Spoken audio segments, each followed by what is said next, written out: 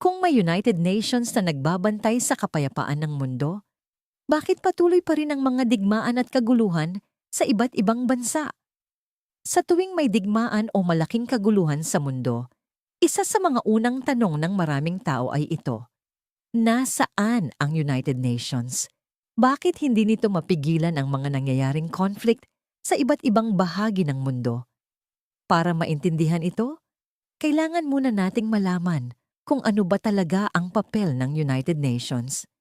Ang United Nations ay itinatag pagkatapos ng World War II noong 1945. Ang pangunahing layunin nito ay maiwasan ang panibagong malaking digmaan at mapanatili ang kapayapaan sa buong mundo. Ngunit may isang mahalagang bagay na kailangang maintindihan. Ang United Nations ay hindi isang world government.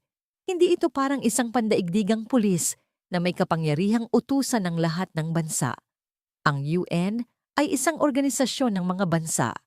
Ibig sabihin, ang mga desisyon nito ay nakadepende pa rin sa kasunduan ng mga miyembrong bansa. Isa sa pinakamahalagang bahagi ng United Nations ay ang United Nations Security Council. Ito ang grupo na may pangunahing responsibilidad sa pagpapanatili ng international peace and security. Ang Security Council ay may 15 miyembro. 10 dito ay mga bansang inihahalal lamang sa loob ng 2 taon. Ngunit 5 sa kanila ay permanenteng miyembro. Ang 5 permanent members ay ang United States, China, Russia, United Kingdom, France.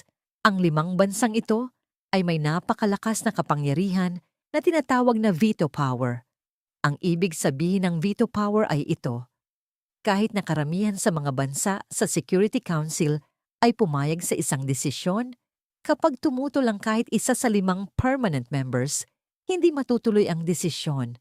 Ito ang isa sa pinakamalaking dahilan kung bakit minsan ay nahihirapan ang United Nations na pigilan ang mga digmaan. Halimbawa, kung may panukala ang Security Council na magpataw ng sanctions o gumawa ng military intervention laban sa isang bansa na nagdudulot ng conflict, kailangan munang bumoto ang mga miyembro ng council. Pero kung may isa sa permanent members na may sariling interes sa sitwasyon, maaari nitong gamitin ang veto power upang harangin ang desisyon. Kapag nangyari ito, nagiging mahirap para sa United Nations na kumilos ng mabilis o gumawa ng konkretong aksyon. Isa pang dahilan ay ang prinsipyo ng sovereignty ng mga bansa. Sa international law, ang bawat bansa ay may sariling soberanya o kapangyarihan sa loob ng kanilang teritoryo. Ibig sabihin, hindi basta-basta maaaring pumasok ang United Nations sa isang bansa o makialam sa mga internal na usapin nito nang walang pahintulot o kasunduan. Kaya kahit na gusto ng UN na tumulong sa pagpigil ng isang digmaan, may mga limitasyon ito sa kung ano lamang ang maaari nitong gawin. Sa maraming pagkakataon, ang ginagawa ng United Nations ay magpadala ng peacekeeping missions. Ang mga peacekeepers ay mga sundalo mula sa iba't ibang bansa na ipinapadala upang tumulong sa pagpapanatili ng kapayapaan sa mga lugar na may conflict. Ngunit kahit ang mga peacekeeping mission ay may limitasyon din. Kadalasan, ipinapadala lamang sila kapag may kasunduan na ang mga naglalabang panig o kapag pinayagan ng gobyerno ng bansang pinangyayarihan ng conflict. Kung walang pahintulot o kung patuloy ang matinding labanan, mahirap para sa mga peacekeepers na epektibong makialam. Bukod dito, ang United Nations ay umaasa rin sa suporta ng mga miyembrong bansa para sa pondo, kagamitan at mga sundalo na kailangan sa mga peacekeeping operations.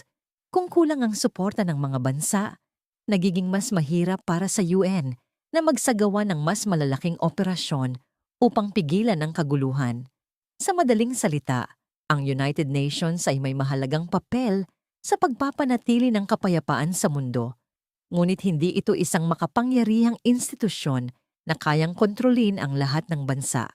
Ang kapangyarihan ng UN ay nakadepende pa rin sa kooperasyon at kasunduan ng mga bansang miyembro nito, lalo na ng mga makapangyarihang bansa na kabilang sa Security Council. Ito ang dahilan kung bakit sa kabila ng pagkakaroon ng United Nations, patuloy pa rin nating nakikita ang mga digmaan at kaguluhan sa iba't ibang bahagi ng mundo.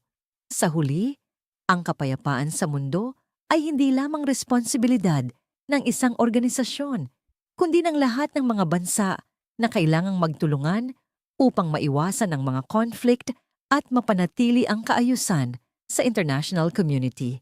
Thank you for watching.